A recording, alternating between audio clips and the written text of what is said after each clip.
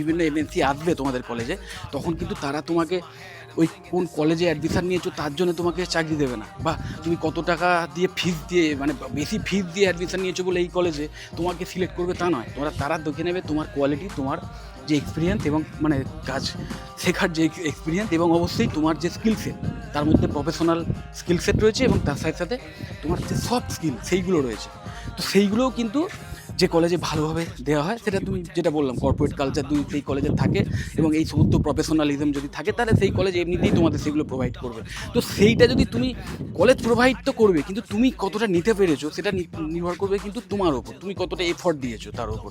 100% যদি দিয়ে থাকো, 4 বছরের যে কোর্স, 4 বছরের যে বিবিএ কোর্স, সেখানে যদি 100% দিয়ে থাকো, তাহলে অবশ্যই তুমি সেই স্কিল সেটগুলো অর্জন করে নেবে এবং তোমার সেই নলেজও তুমি গ্যাদার করে নেবে পড়াশুনো করে। তো তারপরে তুমি তোমার সেই কোয়ালিটি দেখে দিয়েই তুমি কিন্তু প্লেসমেন্ট পেয়ে যাবে সেই এমএনসিতে। এবং